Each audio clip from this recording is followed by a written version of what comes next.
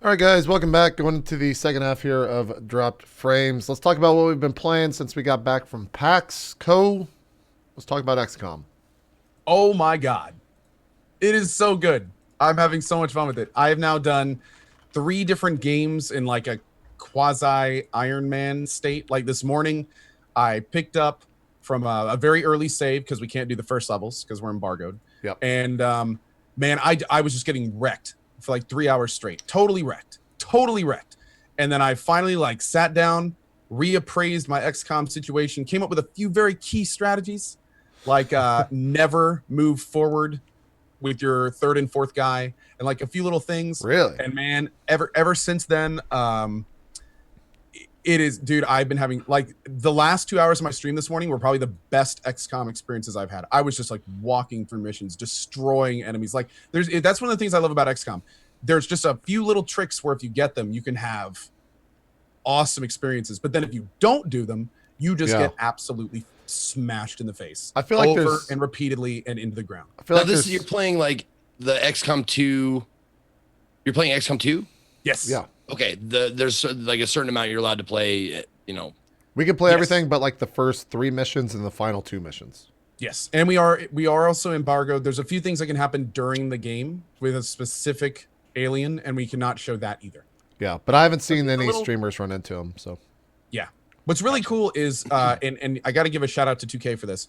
It's very clear that companies like 2K, and there's others as well, have been working with YouTubers for a long time on this stuff.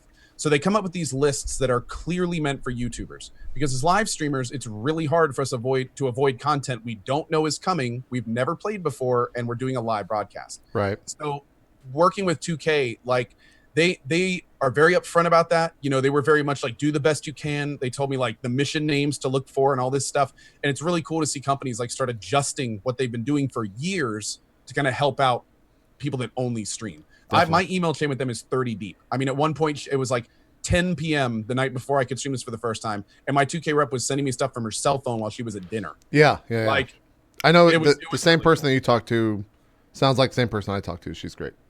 Yeah. So, shout out to that person. But I feel like XCOM 2, you were talking about how you like get to a point where you understand a lot of the tricks. I feel like XCOM 2 and XCOM 1 as well did this, where the beginning is very, very difficult, and then you hit a point where you finally can like kind of ease your way through levels. And I feel like that's what you were mentioning at the start of your conversation, is that you found that point, and the game from there is like, it's not rage inducing a billion times. You have enough things where you're able to progress forward in a level that, like, here you can take that stuff out and like move forward, right? You have more abilities, because I feel like XCOM 2 at the start is harder than XCOM 1. It is, especially we're not playing on the most difficult level, or the most difficulty, hardest difficulty. That, but I mean, It's still like, hard. dude, it is genuinely harder. Like at one point, the first time I played, I was save scumming, like hardcore save scumming, and I was still having a tough time. But like they put in, for instance, like in XCOM Enemy Unknown and Enemy Within, it took you most of the game to get to a point where there's psi enemies. Right. Psi enemies were generally seen as tough. And then in this one, they take one of the basic units from the first one, pump them up to like Super Saiyan 5 level, give them like 6 different psi abilities, including resin corpses and shit. Resurrect, yeah. And they just like throw them at you 2 at a time. So, I mean, you're coming up with your little, 4-person team, everything's going fine. And then, all of a sudden 2 of these guys pop up. One of your guys gets mind controlled. The other one gets panicked. They focus your last living dude. And then the dude that's mind controlled kills your last guy. It's ridiculous, man. It's absolutely ridiculous. It's and then, XCOM. dude, okay, I'm being very careful talking about this because I want every streamer to experience themselves. But all I have to say is there's 2 things. First of all, the face melty guys we were talking about last night. Fuck JP. that, And dude. I didn't know if that guy. Was that guy in the? I don't remember seeing him in the base game of XCOM 1. He might have been in Enemy Unknown, but that guy's a motherfucker. And I should probably pull away from where we're at right now on the stream, because I think it's probably about to happen. So we'll just move to another thing. all I gotta say is, I have never been more surprised. Dude, same here. You have to do I'm not going to spoil it for anyone. You have to do an action for the main part of the story. And I have never been, I had all of my dreams reversed on a dime faster than this event in XCOM 2. Yeah. Never. And I don't think you've done it yet, JP. If I've seen your streams, all I have to say is there's one part that where you do it, and I'm just like, I seriously, I was face palming, jaw dropping. What the is going on? Like, I don't think this I've gotten to that stupid. point yet. I almost rage quit. Like it was. But anyway, I can't wait to see all these other streamers go through it because yeah, it was amazing. And I don't even want to talk about it because like Yeah. I hope you're not showing it. I don't think you are. Okay, good. I don't think. No, I swapped to earlier in the VOD. So we're on some forest level now where you're still rescuing civilians. So it could still happen, at least the part that I was talking about. But yeah, I was really surprised at how fucking hard it was last night. And XCOM 1 was hard as well on classic Iron Man. But this just seems like another level of difficulty. So I'm still having a lot of fun though. It's definitely XCOM-y in the sense that it's super fucking hard, but like when you progress forward, it's got that good feeling. Like I nailed that type feeling. So and not only that, man, I mean, they completely redid the base building aspect of it. Right, They completely redid the world map thing. Which I really love. The world map thing is brilliant. Yeah, it's a completely different style of game now between missions, and it's really well done. Like it's very rare in my opinion when games take that many new risks and they all just kind of work together. Now I will say they introduced a lot more RNG, which some people I think are going to be a little conflicted about, but there's no question that and again I'm keeping this as high level as possible because I want you guys to see all these changes for yourself. But they've added so many new things from this game, from the new what do they call it, JP? Like it's the not discovered system, the stealth system. Yeah, stealth, the hacking, concealment. Yeah. The classes have been redone. The weapons are new. Like everything has kind of been changed just a little bit, or updated, or in some cases just completely new mechanics. And they all pretty well work together. I'm playing it. I played it almost all morning for the last days since it came out. I'm playing it all day tomorrow, and I still can't wait for release in 2 days. Yeah. So yeah. Yeah. The other thing too is it's a great stream game because every streamer will have a different experience with it level by level. Like you're never going to see someone do the same thing in this game. And it's totally random. It is. Yeah. Like all of the missions are random. All the like spawn points are pretty random load a too. game and go into a mission, you can sometimes go right back to that game, load it again, go into the mission, and it's a different mission, different map, different objective. Like it's wild how and I mean I guess the original XCOMs are kind of like that too. But yeah, you can also carry wounded corpses now. Shanty was just saying in chat, like there's so many new little things. There's a lot of have you gotten any of the weapon drops from any of the aliens? Yeah, I actually just got the first like round of new weapons, and oh my god, dude. Are those the magnetic the magnetic stuff? Yeah, I haven't gotten those. Oh, dude. Oh, start hitting for double digits. Yeah. Oh, so good. I really want to get that next level. We can't talk too much about this because it's not released yet, and I think Elo is like struggling over here because he doesn't want spoilers. Dude, I'm like, don't count me out of this because XCOM was one of my very favorite fucking games, and I played through it a couple of different times, not on stream, but I played through it, and I'm absolutely like just fucking seething with jealousy right now because I haven't fucking got my hands on it yet, and I have to wait for the fucking full release like a goddamn pleb. Just for the record, release. They ran out of keys. It's not that they stopped. It's not that they like only gave it to some streamers because there's a lot of misinformation going out about this right now. The plan, I'm like 99% sure the plan was not to do live streaming, and they had all their keys for the YouTubers. And then a lot of people, including myself, like I was harassing them for like a month straight to get my key. Yeah. So when they finally give out some keys to streamers, they ran out in like a day. So it was YouTubers. Really like even Dan's Gaming didn't get a key, and he's a huge XCOM guy. Let me ask you a question though. That makes me feel better then. How do you I'm gonna sound so salty. How do you run out of keys though? Like can't you I don't know, man. Not to be I think the think technical of it this way, like, well, no, you have a good point. You have a good point, but think of it this way. There's only so many letters of the alphabet. I mean, we went through all of them. It's only in their interest to get more people streaming it. Right. There's no reason just to have a few people streaming it, and it's not like I'm going to do anything that you and Zeke aren't going to. So there's definitely something else at play here. I'm by no means me, JP. I mean, Active Bunny Fufu has a key. You know, it's not like we're anyone special. It's just we were lucky enough to get them first. If you guys would have been in the first, I probably wouldn't have my key. So yeah, and I know people like it's shitty. a lot of reviewers as well. It's not just YouTubers. Like they sent the same stuff to reviewers out there. Every review publication got a key, and like Total Biscuit got his almost. Total Biscuit was playing this for like a month. Like he's been playing for a very, very long time. Got it a while earlier than we did. Yeah, yeah.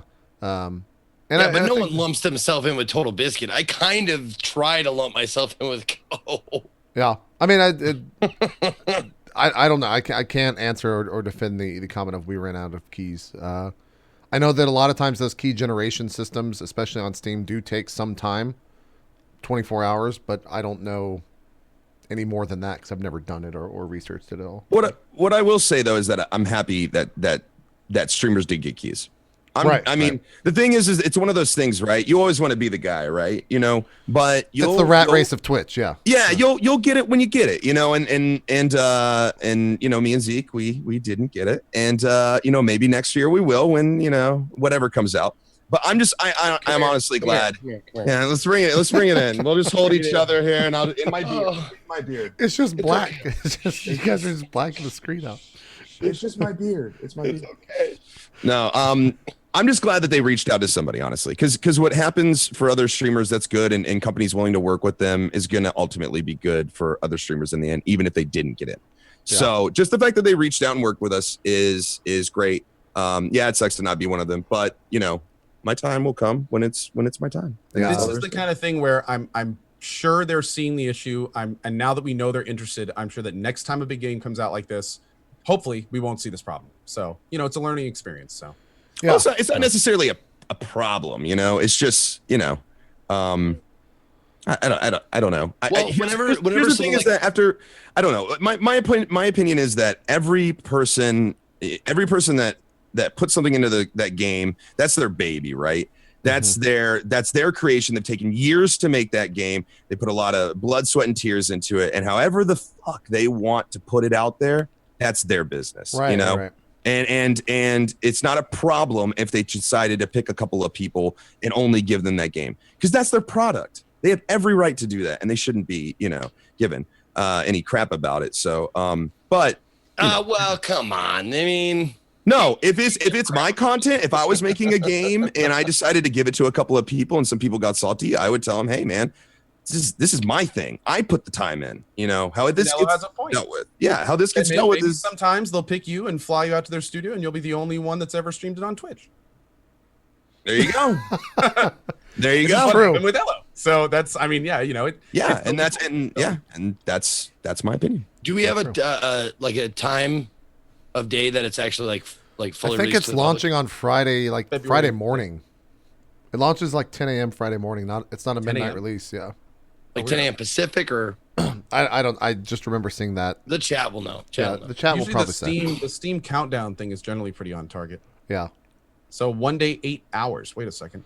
Oh, is it a midnight release? Maybe it is. Maybe they bumped it up to a midnight release because 8 hours. Yeah, according to Steam, it looks like it's a midnight release. So that's 1 day, 8 hour. Yeah. So I guess it's midnight Eastern. Thursday at 12 a.m. Friday morning at 12:01 a.m. Yeah. Oh, cool. Very cool. Oh, wow. So there's going to be some midnight streamers for this game. 9 p.m. Pacific. The other thing, too, I don't know how much. I think you've messed around with this a bunch, but the character customization from the very beginning, is fucking awesome. Like you can add so much shit to your characters that make them very unique in the way they look, which is awesome. I think Total Biscuit was showing it yesterday. He made like Dodger, Strippin, Jesse Cox, Krindor, and it looked like those people, like verbatim. Awesome. I think there's like 100 different. We'll see right here. There's 26 different hair colors. There's like 100 different. Elo just doesn't want to hear any of this. He's like, hair colors? I'm fucking done. I don't. I'm done. I like to have a really pure experience when I go on these things. It's not. You guys are fine. I just. Okay. All right. Okay. Yeah, it's fine. We got you. But yeah, it's what's the number here? 93. Just so everyone knows. But yeah. And the weapon customization. Right, you can name your own weapons and also customize them in the sense of like adding the new upgrades. Like, I'm naming weapons after subs and stuff. That's what I was doing. Are there language restrictions on these weapons? No, I don't think so. Okay, I have one called the Fistifer. Yeah. Okay. No, I'm just wondering if I can name one like the fuck knuckle or something. Probably, Absolutely. yeah. Okay, good. Although, You could the one thing name that's like kinda one of the weird- melee weapons of the fuck knuckle. That'd be great. You can only have like 10 letters in weapon names, which is Whoa, melee weapons? Yeah. yeah. Is it? Yeah. Dude, there's a whole melee class now. Yeah. That's pretty cool. But yeah, XCOM 2 turns out it's a good game. Speaking of which, JP, are you playing tonight? I kind of want to jump into. Did you check out the Rainbow Six stuff? I feel like maybe I'll play this. I don't know. Are you gonna play it tonight? Is that our next discussion? It might be. I want to jump into something that Elo and Zeke can talk about. So we might jump in. We might let Zeke tell us about his Why Deathless don't you guys talk run. about Overwatch? Isn't there some new stuff coming there?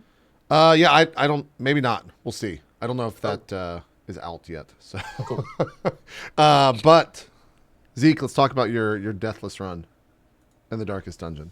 Okay. Hello. Hey, what's up? We're Sorry, I don't- you guys- we're on the Darkest Dungeon now. Yeah, no, and here's the thing is I don't want anybody to think I'm being a dick or anything. I just really like to get into these games pure so that when I stream them for the first time, they can see me experiencing it for the first time. It's more enjoyable for everybody that's over there. So I'm not discouraging conversation. It's my time to sit out. When I was talking about Overwatch last time I was on, Drop Frames, Co didn't say much, so it's fine.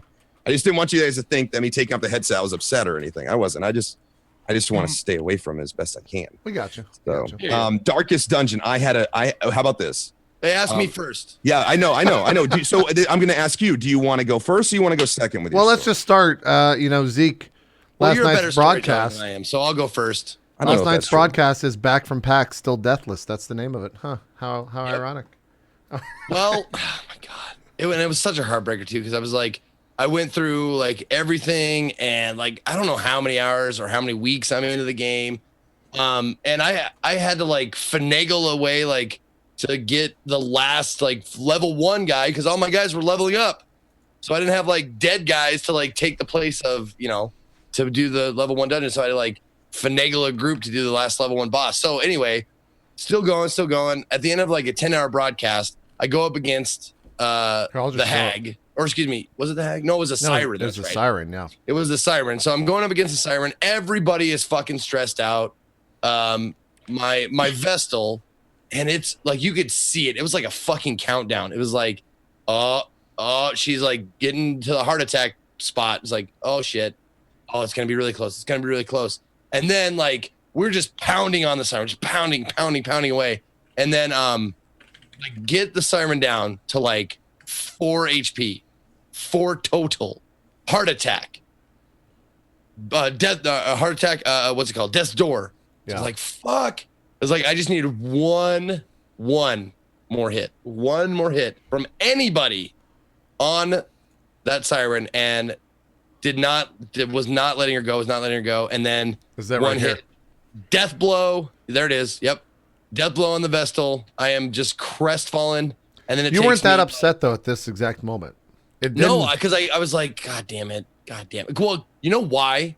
It was the worst fucking boss run, like layout that I've ever fucking seen in the game. The RNG It's was like not with you. It's not like the square ones where you can kind of like, take the shortest route. No, you start at this and you have to go through every full fucking clear almost to get to the fucking boss. So I had like 7 fucking fights on the way to the goddamn boss. They were horrid, just bullshit, awful fights. And so I camp. Don't get like I'm still stressed out. My health is still shit. So I go in there and I'm doing okay. Everybody's like health is nominal, and it just broke my heart that I had 4 HP left on that thing. I'm on my deathless, like completely deathless run, and like you saw it, death blow, killed the boss, and then I have this one fucking dude left that I can take care of because he doesn't put stress on you.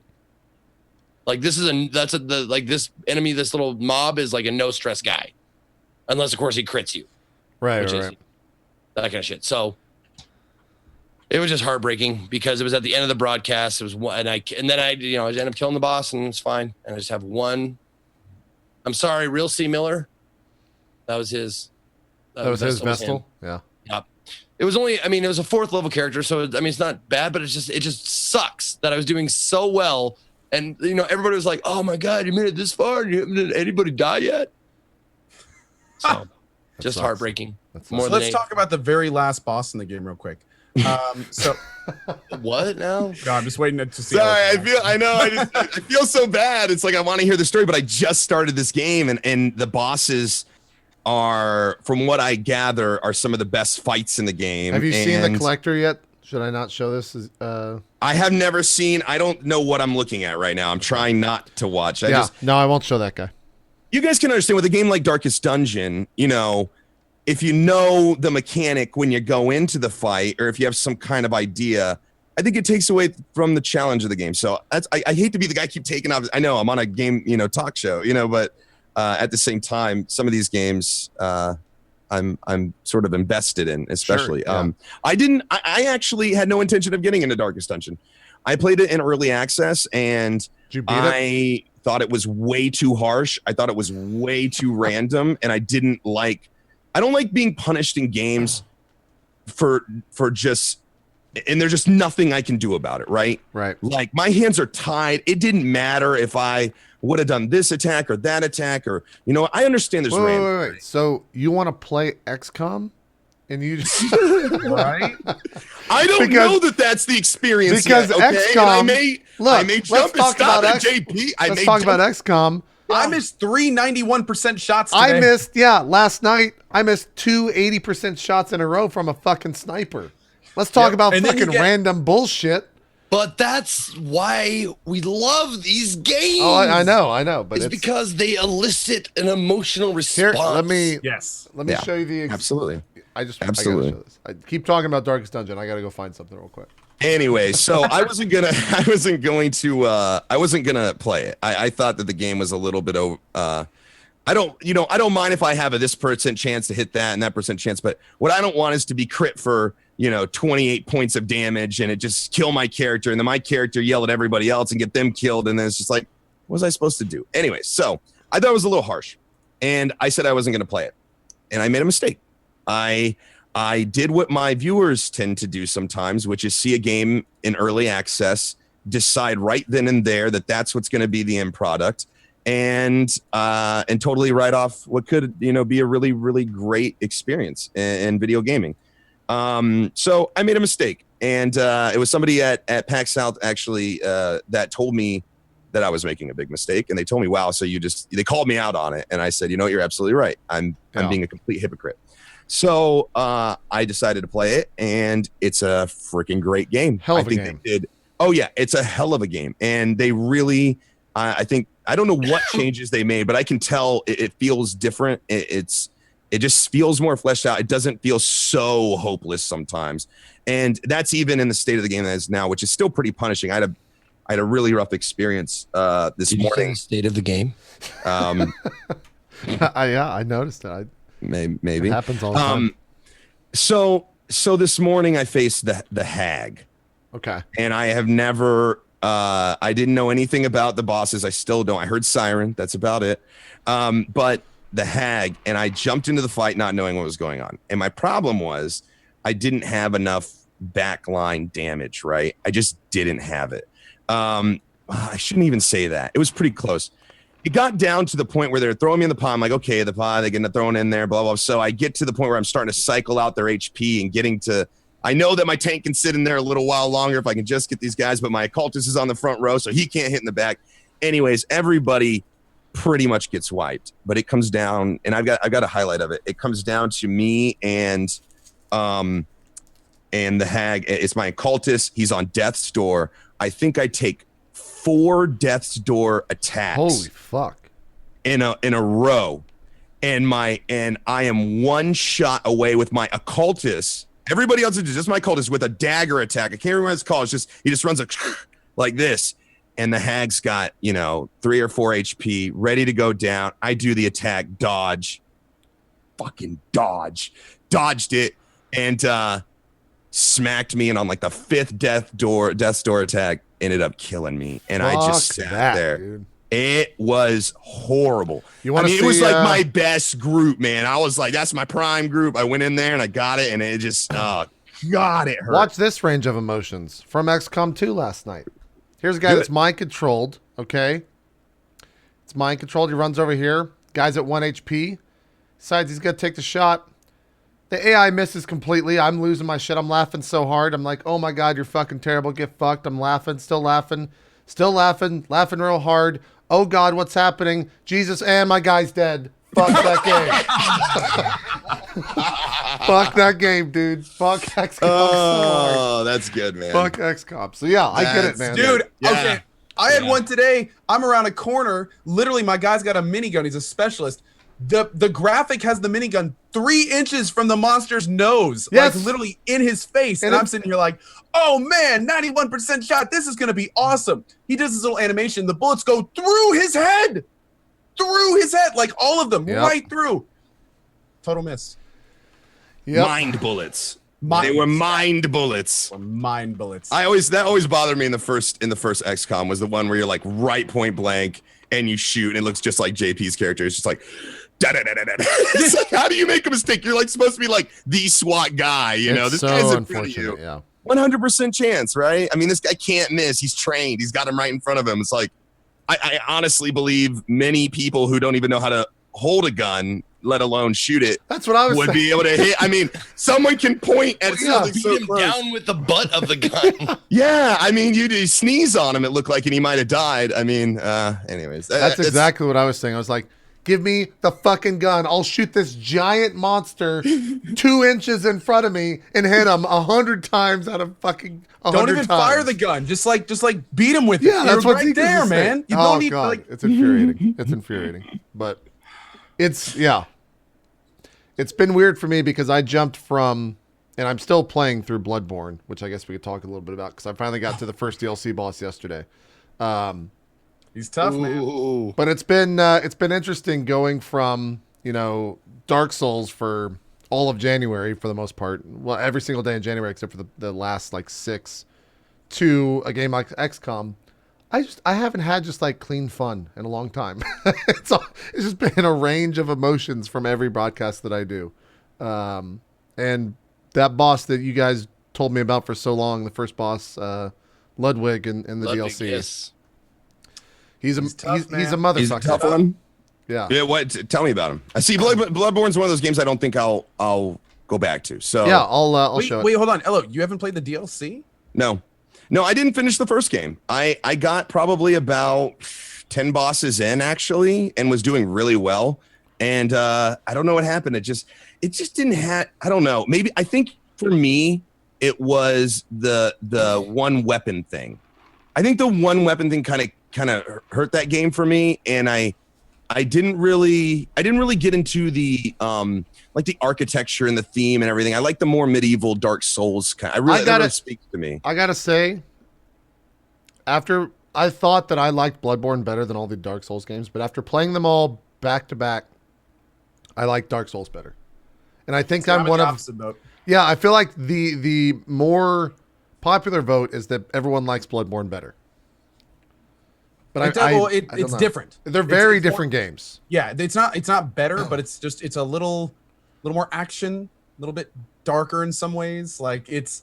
Hold on, I may have missed that. You said everyone likes Bloodborne better than what? Than the Dark Souls series. Yeah. Like they're obviously the same game, but Bloodborne is much faster. There's no shield. I would say it's kind of split. I don't think. I'm. And by the way, I'm not saying fully on the other side. I'm fully with Dark Souls. See, and I'm not saying that Bloodborne's a bad game. It's not. It's a great game. I just from me, I didn't really get into the world. See, I can remember specific times in like Dark Souls 2, you walk out and you just see this great horizon and it's like, but everything's still got that heaviness to it. It's got between the architecture and the lore and what you see and what you do. It's like there's a whole feel to that game that's really brought me in, and it made me care about my character. It made me want to do well. It made me want to succeed and learn about this world and stuff. And I just didn't get brought in like that with Bloodborne. And I played a lot of Bloodborne, and I'm not saying it's a bad game. I'm just saying I prefer Dark Souls to it. Sure. If I had to choose one, but they're both great games. If I had to sit down and play either, I'd be fine. Yeah. But yeah, I wiped on Ludwig for about. It's definitely the longest boss in all the games. This one looks brutal. that I've wiped on the most. It was over an hour 30, maybe even an hour 45. I still haven't killed him. I've gotten 2 hits away. The first time I ever fought this guy, I got him to 30%. I was like, okay, that's manageable. You know, that sounds exactly like my experience. Really? With him. Yep. Got him down to like 30. I was like, this guy, and then hours. Yeah. I think I'll be able to, I hope I'll be able to kill him pretty easy because, like, it got to the point where I was definitely getting more and more upset at shit like this, where when he goes up in the air, then lands on you, and, like, if you don't time the roll correctly, then you don't have the iframes. You're not supposed to roll. Everyone says, no, see, that's what chat says. Oh, you're just supposed to run one direction as fast as possible. I did that, and I got hit immediately. If you sprint, it 100% of the time avoids it. I did that yesterday, and 100% I got hit every time. I was trying to tell you. Dude, once I figured that out, like I did it for like an hour, then figured out that, and then I had him down in 15 minutes. Because everyone, there was someone in chat was like, oh yeah, if you just run straight, you won't get hit. I've done it twice. I've got hit every time. Yeah. You have to, like, he goes up, and he goes like in a direction. It's like a big leap. And I'm sorry if I'm spoiling this for anyone. No, I can stop here. It's fine. Okay. But anyway, yeah, and you just, whatever way he's going, you just sprint that way. And it looks like it's gonna get you, but if you do it right, every time you miss it. Every time. Maybe it's still just random, because I definitely did that twice and got hit. I feel like if you start rolling or running at the wrong time, you barely get hit. So maybe I just have to find like the sweet spot for it to, like, when he goes up or whatever. I also know that regardless though, that fight is so tough. Yeah, like, it is. So many different attacks, and you have to avoid many of them, like opposite of others. So it's like if you guess wrong in these, half-second windows, you're going to get hit, and in some cases for more than half your life. The nice thing is, though, it's a mess. I wasn't getting super pissed off because the run is so simple. It's like you kill this person right here, and you get 5 bottles every time. You jump down, you get 5 bottles from this guy, and then you're at the boss. And I was like able to rapid fire. I probably made, I don't know, 45 attempts on him yesterday, and like I was not upset by that. Because I knew every time I died, it was most of the time my fault. A couple times the camera got really fucked up when it like latched onto a wall or something, and then you're like super far away from your character, and that was annoying. But I gotta try to finish this game tomorrow. I don't know if I'm gonna be able to, because I gotta kill this guy, every boss in the DLC, and then I haven't done any of the Nightmare Frontier yet, and I know I've done all that before, but I don't think I can do that all in one day. So. The good news is that from many people's account, he is the hardest boss of the DLC. Right. That's what everyone's told me. Everyone's told me. But also, I really want you to beat him, because I'm very interested to know what you think of some of the other bosses. Yeah. There's some really good ones. I got to say, if you're not able to roll, if it's not advisable to roll in this fight, I would probably fail it. I play every single time. I can't stand the hold a shield or like, kind of stand your ground thing. I got to dodge, man. I roll everywhere. Every time I play Dark Souls, every time I play Bloodborne, it's always a very much an evading character. So sure, this looks miserable. This looks like it would have been miserable for me. And you dodge like one of the best stuff. ways, right? But in that way that Dark Souls and Bloodborne can be miserable and still fun, that kind of thing. So I think phase 2 of this fight is like gorgeous. Like, it is a fucking hell of a fight when you get him to phase 2 and he gets his move. This is phase 2 right here, Elo. It's fucking awesome, because he, like, if you ever watched like Bleach or any anime, it's basically that. And he has one move that's complete fucking bullshit, where he like powers up his sword and then slams it on the ground, and then it creates this like wave. I don't know how to dodge that yet, besides just like running away from it. It's killed me most every time. That killed me so many times. Yeah, that's complete bullshit. Yeah, this looks like a big nope. Just the way I can tell there was one attack there that would have got to me. That quick swipe where he's like almost going slow, and he's like, and he just like throws it. It's like, holy. This is the final attempt from yesterday, where I was like, I got him. This is easy. I got 12 things. I'm spamming him. I'm out of stamina. He starts doing his big charge. I'm like, oh God, if I live through this, I win. He hits me with that move. He slams down on the ground. I try to run out of it, and I die. And I'm just like, you know what? I'll see you guys tomorrow. And that's where I stopped seeing. Yeah, I ended the cast right off there. It's brutal, but still a good game. Don't get penisy. Still a hell of a game. Now, the one question I would ask the Bloodborne people, and it's a valid question. I think every single person that has ever, and I don't say this often, but I think 100% of people can agree with me. Do you fucking absolutely need that often and that loud of fucking screeching from bosses? There are certain bosses Yeah, that just fucking scream and screech, and okay, that's fine, you know, a little bit here and there, but when it's every fucking second, yeah, that's a little gratuitous. It is a little bit loud. It sounds exactly like Zeke's channel. Really annoying. I don't think you heard it, Co. You gotta, let's go back in time. Rewind it, Co. You're what? Wait, hold on. Were you making a comment about me, you piece of shit? I didn't hear anything. I heard him say he hates you and that you're smelly. I think my mic's broken. broken. Oh, okay. Yeah, that's what I heard. I've never noticed the screech. You know, now that you say something, I know what you're talking about. I guess it's never bothered me though. I agree. It's a crazy 100%. world, man. And I agree 100%, and I'll show you exactly where. Yeah, I was gonna say, is that the one with all the like white flowing bandaged hair stuff? Because yeah, dude, that's just like yeah. That sounds like it's just being tortured the whole fight. Yeah. It's like, Jesus fuck, man, I get it. Zeke, this mob right here that I'm about to kill, this person, if you kill them on the ground, okay, yeah, actually, let me pause it, and I will show you exactly what you're talking about. Is that the old lady in front of the Yeah. yeah. Am I gonna? Okay, we're good. Listen.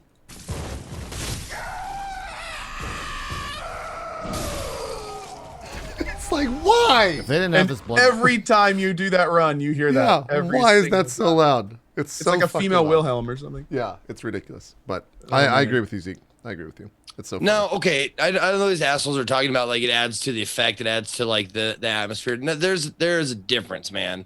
There's a fucking difference between like it's like the difference between what's sexy and watching porn.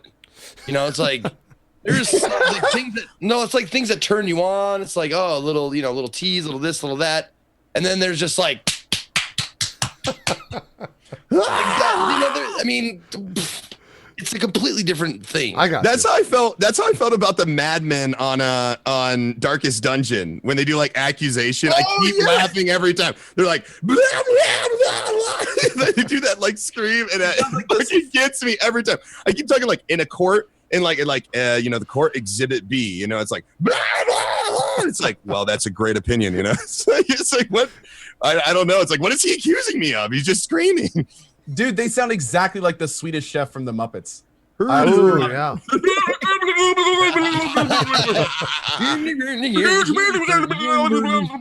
Yeah, that's good. He makes a good point. That would drive you mad. That was, you know.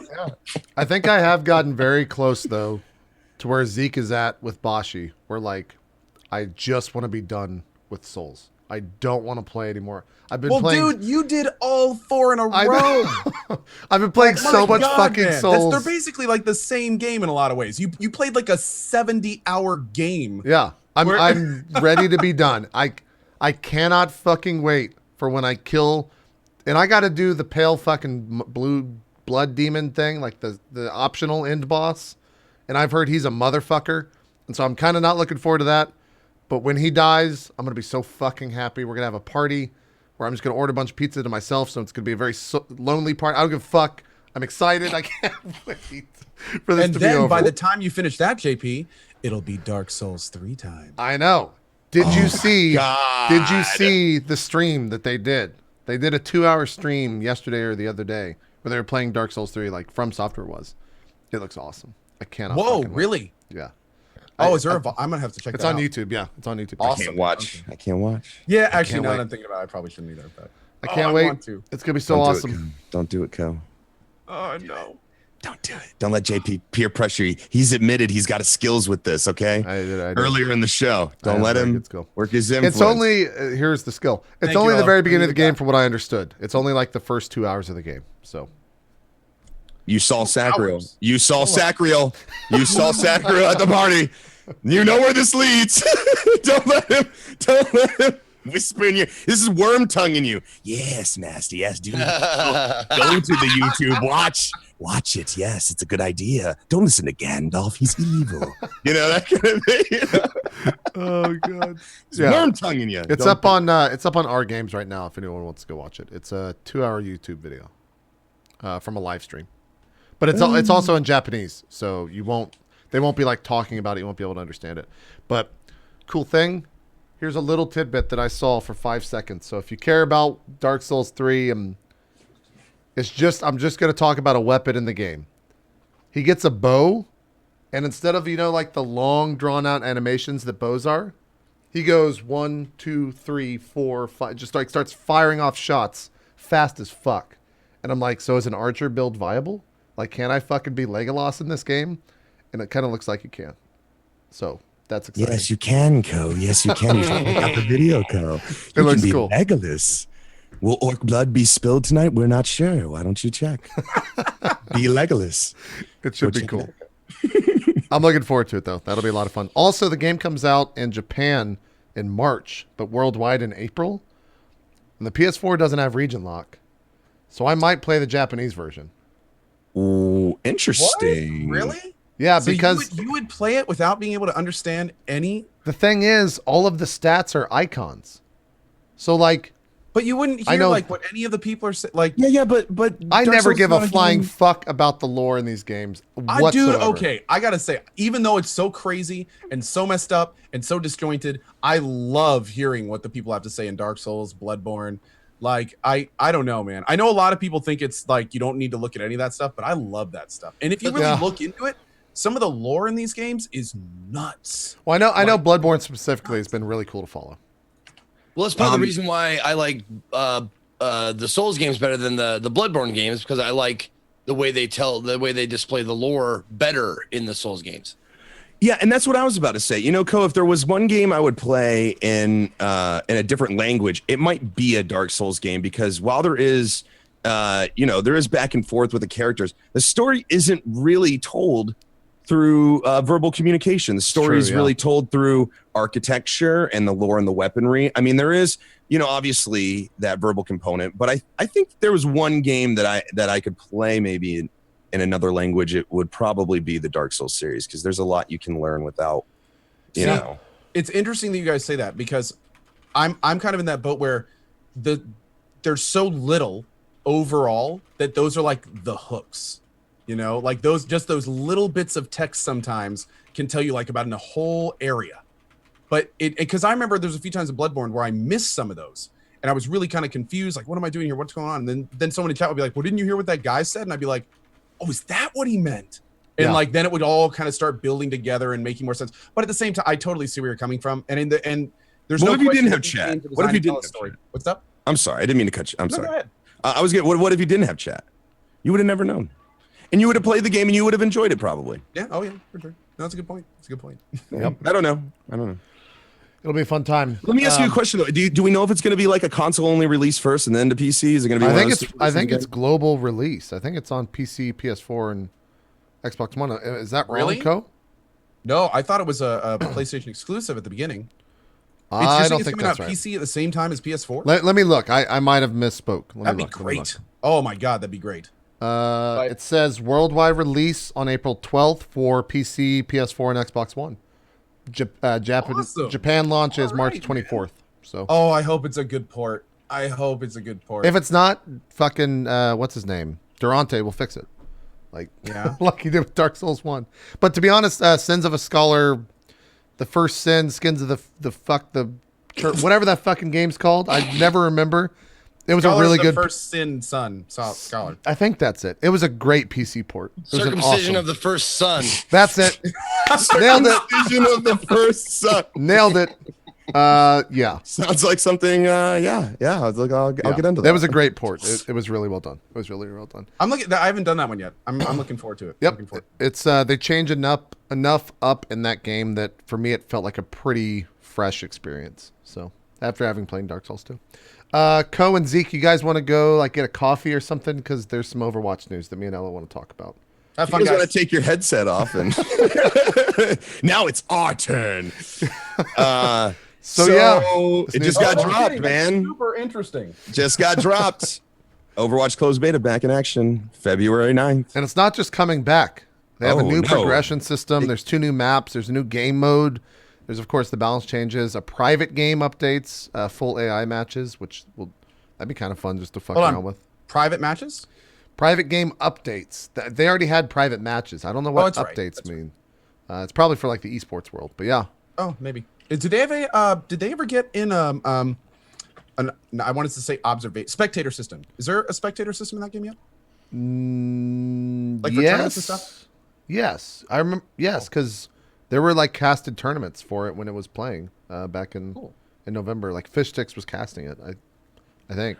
I am extremely excited. Well, first of all, for the ranking system, you know, a lot of people criticized us as streamers because we played it for a couple of weeks and then Bounced we off, all kind of left and we bounced off, especially me because I had gone out and done the preview thing and everything. But there's only so much you can really stream of that, doing the same thing over and over in that limited beta. We only had a handful. We had one game mode, a handful of maps, and we still played it for like 2 weeks.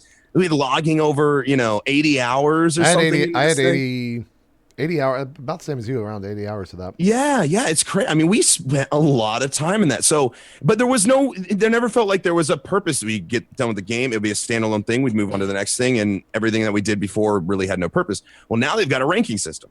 Yeah. That makes me super excited. I can't wait to see where I'm falling in. I mean, I know it's is it a ranking? They say progression system. Oh, they didn't say anything about a ranking system? Wait, what? A progression system? So I guess you're gonna have like levels tied to, I don't know what that means. Like, what would you get? Cosmetic stuff, I would hope. Oh, which brings me to I've been trying. Let's talk about this and we'll talk about did you just switch to your like super sexy voice? Oh man.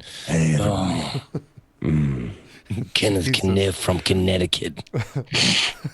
How now, brown cow? Cock-a-doodle-doo.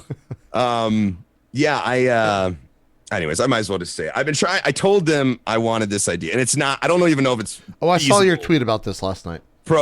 If you could really program this and feasible, but let's say that you play a character and it goes for so long and all that stuff and whatever, and you get to the max level. Okay, the reward would be a gender equivalent of that hero that you could unlock and play with. That'd be great. So, I actually here's an example, JP, if you will, pull it up. I'd send a link in the chat. This would be what Genji would look like. This is just me, throwing it out there. But this is what he would look like if you had got to the max, progression level with Genji. Now, and I'll put it up here in a second. I saw this last night. Booty is what you're saying. Think about that though for each character though. Like that would be, and again, there would be hit spaces and stuff that they would probably. And there's probably I'm not a programmer. I'm sure this is way harder than I'm just like whatever. I thought it would be super cool, man. I've never seen that before. What it would entail, at least at the base level or at the front-facing level, is that they make double the characters that they have right now because you have to go in, one, make first the look, and then two, tie all of the animations back together. That's the biggest problem. And it'd be really cost-worthy. Yeah. Depending on how they do their animations, that could be an entire new set, like complete new set. Yeah. And also, there's like, what would you like for isn't there like a big monkey character? What would you have, like a bow or something on it? Like, how? That'd be an easy one. That'd be an easy one. You don't. No, I'm just saying, monkeys out there. What do you? Isn't there a robot? Winston. There is a robot. Why can't her name be Wendy? Boobs or something? Look, they'll just fix it. He'll just have just imagine a big they already have Zarya. They're not afraid to make a a big woman. Make it. Imagine a Reinhardt, man.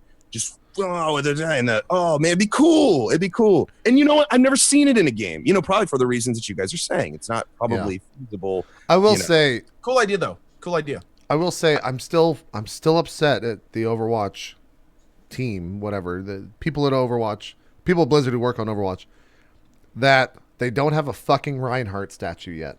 I would buy that thing so He's the best looking character I've seen in a long time in video games. Cool. And you know who they fucking made a statue of?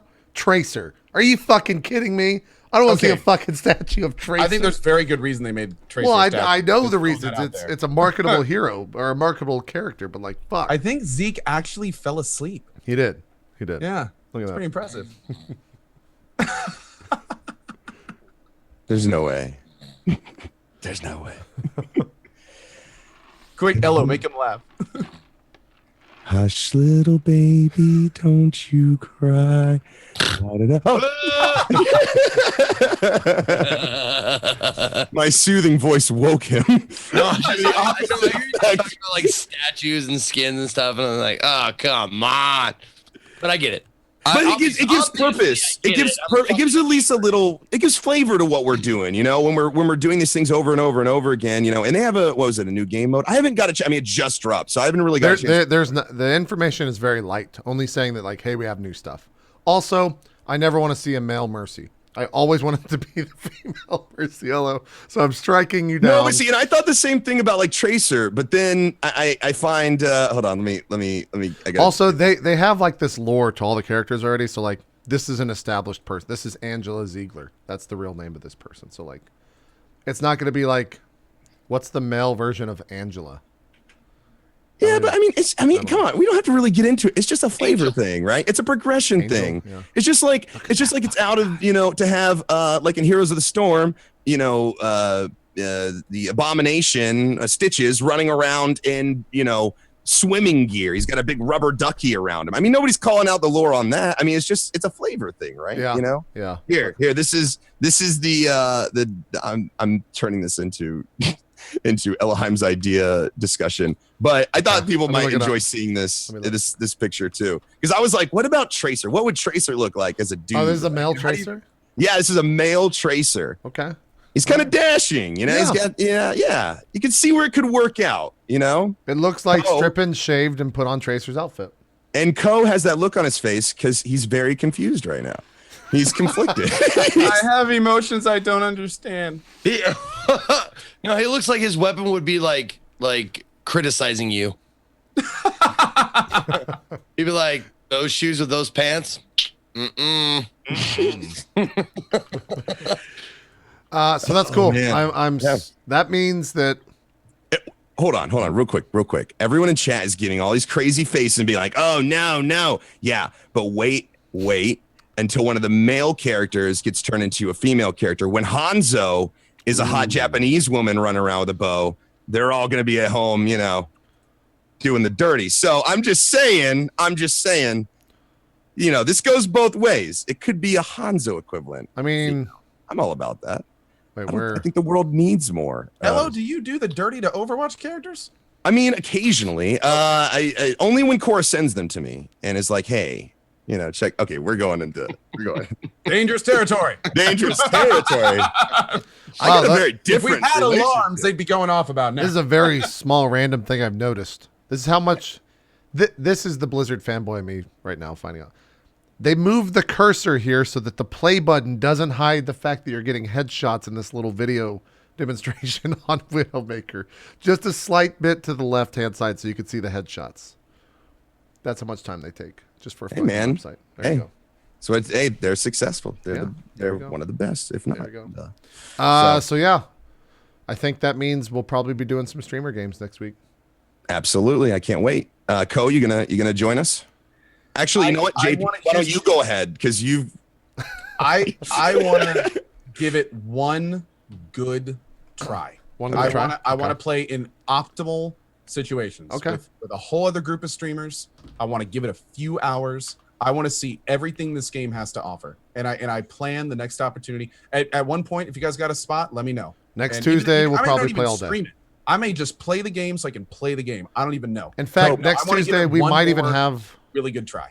If I'm not playing any more fucking Souls, maybe we have an Overwatch party on the 9th. Whenever. Ko, baby, let's do it anytime, man. I always make time for you. Okay, you always got a spot on my team. All right. Yeah. You always remember that. I'll just stay over here in the lonely corner. Okay. Now, Zeke, you're always invited. Zeke, get the chip off your shoulder. You're always invited. Zeke, you have an open invitation. Always invited. How about invite me? How about on the day like say, hey, you don't like those games. You always got a spot. In my defense, I stream at 4 a.m. in the morning. Okay, so if you want to come on along at 4 a.m. Eastern time, you let me know and you can come on along. But the thing is everyone says they want to. Let me stream with you, Ella. Let me stream with you. All right. Well, I start at 4 a.m. Eastern time. Wait, you gotta have a better schedule on next Tuesday. I go to sleep now at midnight every night and wake up at 8 a.m. You got to figure something else out. Hello. We got to play all day. Wait, why do I have to change? That's where my base is. Do you have a problem? I like my viewers. I get Europe. I get. Do you have a problem with me being like fair to Midland drunk? Yeah, oh, dude, I'm totally fine with it. I jumped on. Zeke, the thing is, I got on a call at the end of Fucked Up Friday with those three. I remember watching played Overwatch with them, and it was okay. It was fun. Yeah. So absolutely, I'll grab a beer with you, man. I'm okay with waking up and drinking at 4 a.m. in the morning. I do that on my cast. Okay, Zeke, let's get it done. We play with Jericho, who might be the loudest streamer in the world when dead sober. So you're 100% fine with doing your worst when Jericho will 100% be louder than you by several octaves when he's dead sober. So you're fine. You're welcome to play. It'll not be an issue. It was a lot of fun. It was a lot of fun with those guys when they were on and drunk and being all rowdy. I was totally sober. I was just laughing. The only way it hurt things was I was just laughing too much at everything they said. I wasn't able to pay attention to what the hell was going on. Those three are a riot, man. You know, this is the last thing we'll say, then we'll move on from Overwatch. I hope that the amount of people in this beta is large enough to where I'm not fucking playing professional TF2 players every time I queue up with a 6-man. That's my dream. This is true. Because I think there's going to be a lot of pub stomping starting out because they're. It always is, yeah. But like playing against those guys, it's one of those things. It's like this. You guys having fun? Like I'm not. I want like a fair game. I don't want to just get fucking stomped right off the bat. So hopefully that's not the case. Hopefully they invite a lot of people to it right off the bat. But I imagine it's probably going to be the same exact pool of people that were in it when it ended back in December or whatever. So do you think that they're gonna? Did they say anything about adding more? More invites? Let me go look at the post. Yeah. Yeah, Zeke. Anytime, man. You come join me anytime. It has the sign up for the beta. If you had access to the closed beta before the break, you will continue to have access during the 6 days. With so much new content available, we're also looking to recruit more players to help us get an even wider range of perspectives and feedback. So if you're interested in participating, make sure to opt in. It also doesn't say what time. So probably 5 o'clock Pacific. Right when they're getting ready to leave the office, I would expect is when they're going to push it live. But maybe I'm wrong. Who knows? I'm excited it's coming back, though. Me too. I'm very excited. I think it was a wonderful game, and I can't wait to see what they've done with it, and it's going to be good stuff. Be a lot of fun. You know, you want to know what we didn't mention this too, but I want to say this too. That game brought me closer to a lot of you guys in the gaming space. That's why it got Game of the Year for me. Yeah. I don't know. I just felt like, Summit, and I was playing with people I wouldn't normally play with, like, Sexy Hexy. I've never played with him. He was jumping in. It was cool. Yeah, we got to play with Bjergsen and Dyrus. In what fucking I'm world would we play with Dyrus now, and Bjergsen? Yeah, it's cool, man. Yeah. It's cool. It was cool. All right, Zeke Co. Join the hashtag join the conversation once again. What else haven't? Do we want to talk about the division? I feel like I kind of covered it on Friday's show, but Co and whoever else played it, feel free. Dude, I cannot wait for it to come out. Really? I can't. I had a lot of fun playing it when I got home. Yeah. How much did you play? I played for probably 3 or 4 hours. Okay. I did a little bit of the Dark Zone, had an absolute blast in it. I got a feel for the item system. I kind of like it's not really, I wouldn't call it base building, but I like kind of like the base progression system. Looked into the abilities and the different upgrades you get for those. Some of those are pretty cool. I just overall had a really good time. And but here's the thing, and I need to make sure people understand this. I started on Defiance, which is a game very similar to Division. Very similar. In fact, it's actually a lot bigger than Division in a lot of ways. So I thought it was really fun, but mainly because I was playing with friends the whole time, and which is another thing that's important to mention. I always had people around me that I knew. At one point, I was fighting people that I knew, and I don't know, dude. I had like a great time in the Dark Zone. The biggest thing I'm concerned about, though, is longevity. Yeah, I mean, that's what I'm concerned about too, man. What's up? I'm 100% with you. That's my biggest fear is like, do they have something for max level? I do know there's 8-player PvE rating, which sounds pretty cool. See, and Let me ask you something. This is something that I was on the Co-optional podcast yesterday, and Total Biscuit he had a very big issue with the game, and it's the fact that in Destiny you're killing aliens, right? You're killing these things that you can make it seem like they have armor because they are an alien. They have this crazy skin that serves. In this game, you're killing a guy with a bandana, and he is taking more damage because he's a boss mob, even though he just has a bandana on. Does that mess with you at all? I mean, are we really going to hold games to realistic standards here? Well, I think a game like Division deserves to be. Yeah, I think so. In that setting, you're a pro support. There's no, at least from what I've seen, there's no supernatural forces in this world, is there? It's supposed to be realistic, so yeah, I think you should. Yeah, I think so. So they had to make a choice. They either were going to make it an RPG, like a numbers game, which they did, or they could make it like a Twitch shooter, in which case enemies would have much lower hit points and you would have much lower hit points, because it wouldn't make any sense otherwise. So they could put a helmet on them if they really wanted to, or kind of go into that a little bit more. I don't really know the lore of the game, so I'm not sure if they're trying to make reasons for, because I will say there's no question enemies are kind of bullet spongy, but that comes with the fact that it's a numbers game and it's not a Twitch shooter. Right. So right. I kind of let it go on that, but I can completely understand why some people would get frustrated by it. I just didn't really care. Exactly. And that's what I was saying as well. I'm more presenting TB's perspective on it when I have your perspective myself. I don't need my games to be like, totally accurate. Stuff like that? When it comes to the rating, though, I feel like I might be a little bit annoyed if I'm just fighting another human.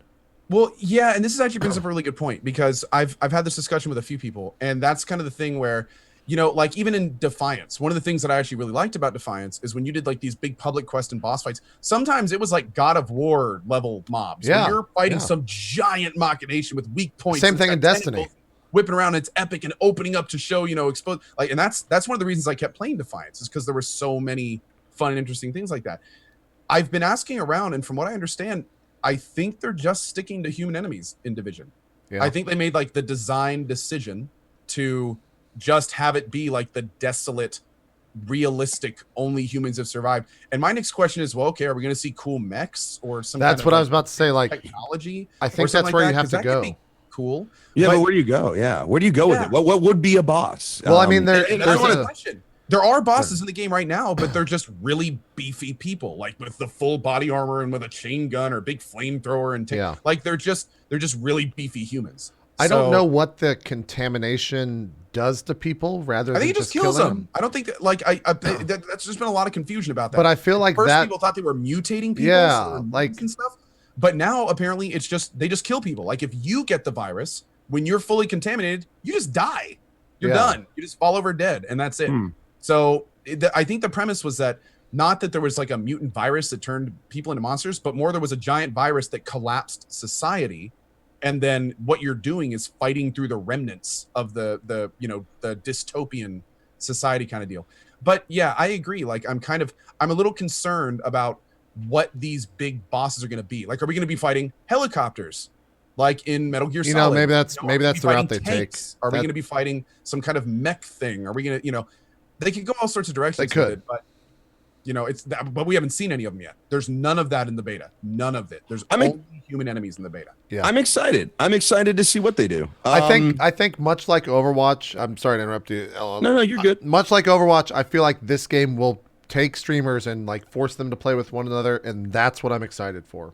Is that I have a game that like very well structured to play with other streamers. That right there is actually what really sold me on Division. The fact that when I logged in for the first time, I had like just random viewers joined my party, could instantly warp to me, and then it was just like we were all playing within minutes. There was no issues. There was no joining problems. Like everyone could join me if they wanted to.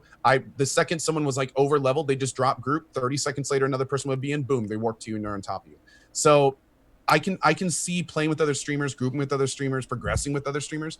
That could be really fun in Division. That's actually the part I'm probably looking forward to the most. Okay, as someone who hasn't played the game yet, I've watched my brother play it a little bit and kind of seen some things. Can you explain the Dark Zone for me, please? The Dark Zone, this is what I know is that it's a PvP zone that you can go to, and that's about it. The Dark Zone is an instance-based PvP zone split up into sections based on levels. This is it right here, just so you see it. You get contaminated loot. All the loot you get into the Dark Zone, which you get off NPC enemies. You can get it from looting. There's just random loot laying around too. And there's also these things called dark chests, which require dark keys, which you get off NPCs.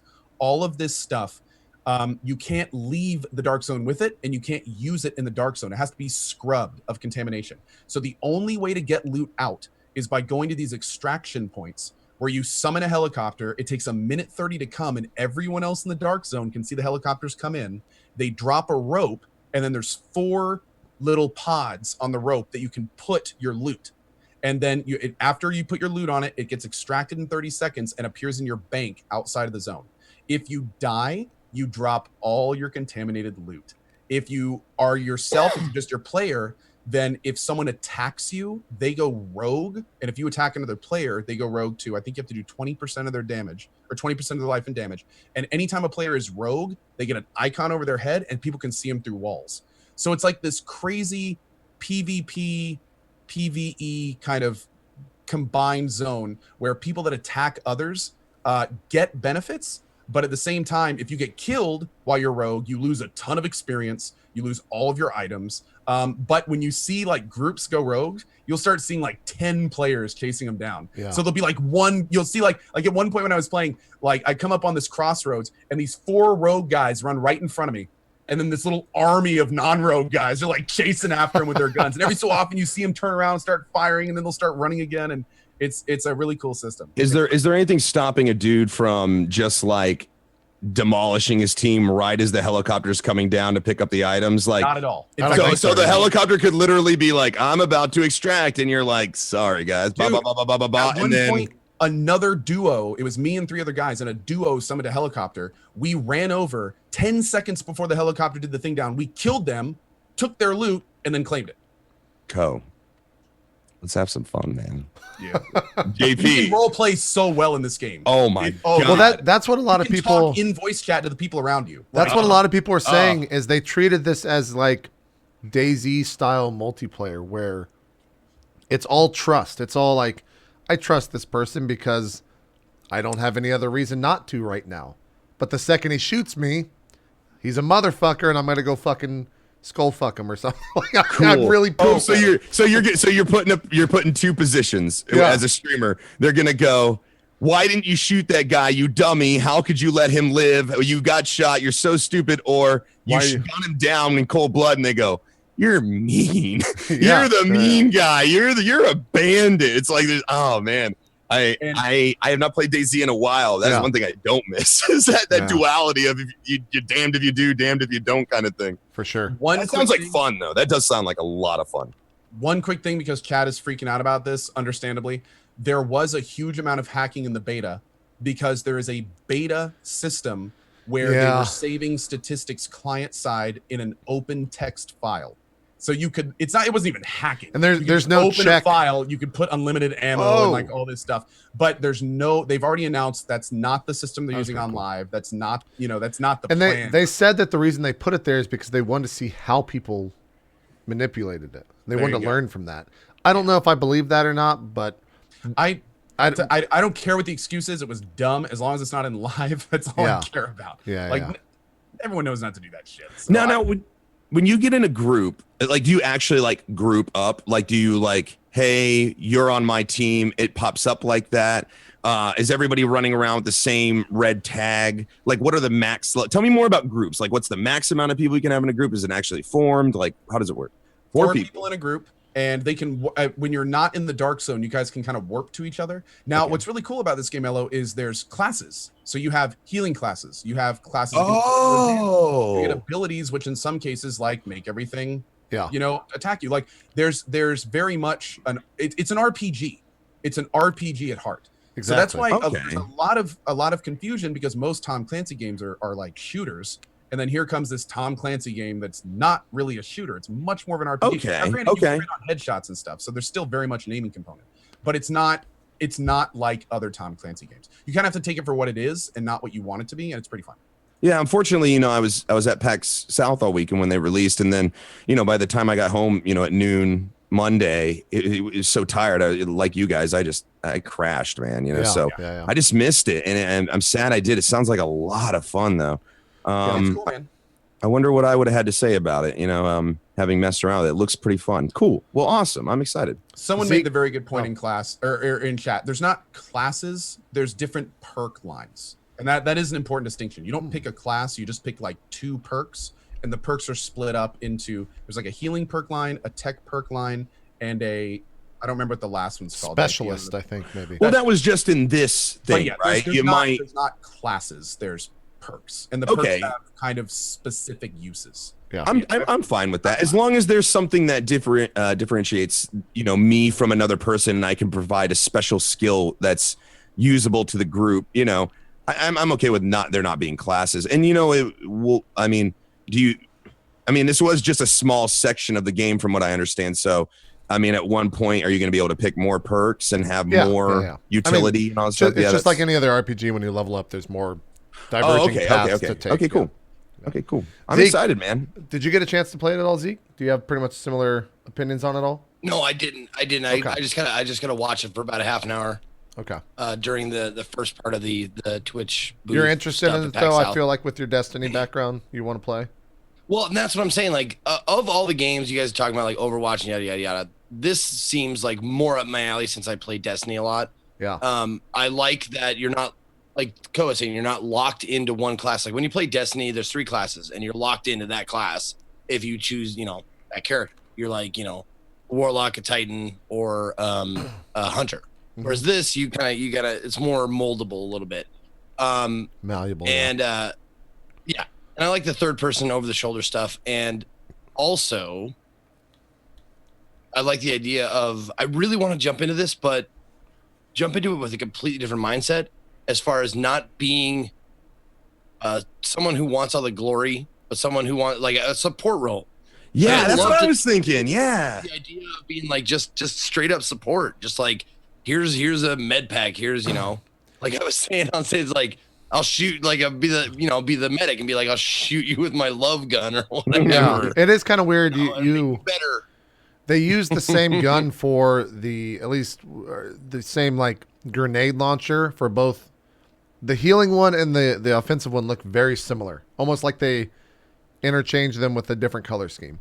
But that's not the worst thing. I just thought that was interesting that's kind of how it works. And I think also I never got the second level of first aid, but I think is that a code? Maybe is that something you throw at the ground and it heals the area? To be honest, I didn't get too far with that. Like, it's kind of interesting because there's this whole premise of you have this home base, and then there's 3 different distinct branches of the home base, and you have to kind of repair it.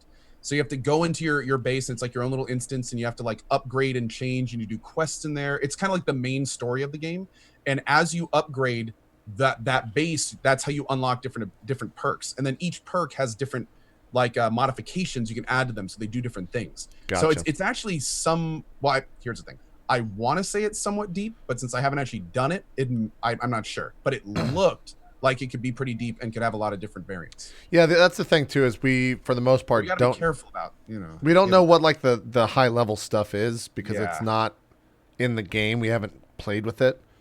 It was you just got wrecked right there. It was very bare bones. It looked cool. A few times we just got super wrecked. Oh my god! Wow. Yeah, you definitely did. That was kind of a cool death animation. It looked almost realistic, like a boxer getting knocked out. Yeah, it was like boom, and you just kind of slumped over. Animations and the look of this game are gorgeous. They really nailed that. Oh yeah, dude, it is a beautiful game. I came out of one of the buildings at one point and it was snowing, and I just like stopped and looked around. It looks great. Beautiful, man. Like, and I wasn't even on max graphics. In fact, there was a really bad CPU bug, and I got hit with it a little bit, and it made it so a lot of people could not max their graphics. In fact, there were a lot of streamers. Bike Man, one of my favorite streamers, he had such a CPU issue that it like froze his computer, froze his OBS, and shot all of his OBS. Yeah, I saw that. I was trying to stream Division, so he just opened up OBS again, and everything was gone. And yeah, there were a lot of people hit with that. If you were streaming on one machine, apparently it was super difficult at times, depending on what you were using. Yep. Let me ask a question. Is it a game where, let's say I was shooting at you, if I shot towards around your leg, I may still take damage? Or is it I actually have to be shooting and hit your leg to take damage? Bullets are very much like you have to aim. I mean, the thing that I tell people is I've been asking a lot, like, do you have to aim at all, or is it an RPG? I mean, exactly. That's what I'm saying. People, like, where's the aiming? How? Okay. So, like, you get a crit if you hit the enemy in their head. So, and nowhere else. Like, you don't get those anywhere else. I think, like, someone told me you can wear gloves and knee pads, and you can have different armor on different parts of your body. So I've been told that depending on where you shoot, there is a damage resistance kind of thing that happens. I can't confirm it though. I'm not.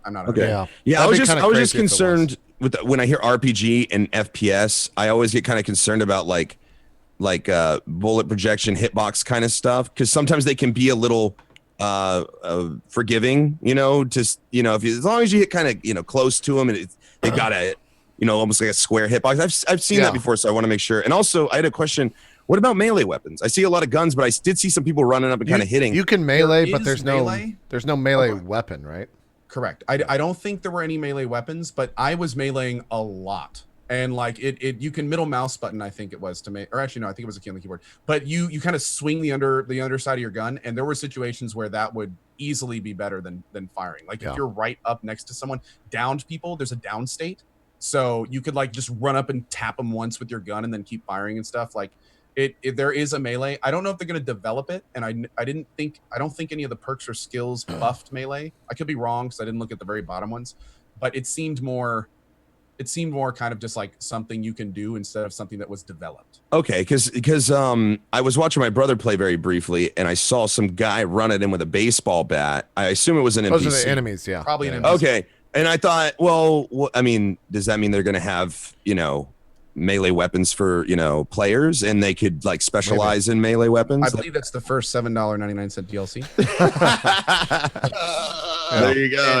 And then following that, the end game one for $9.99. Yeah, I think Gathalion made a really good point, and this will probably answer a lot of the questions you have, Elohim. He says players don't move fast enough for thumb skill to be mega important. You could be a smart player with slow thumbs and find success. So okay, cool.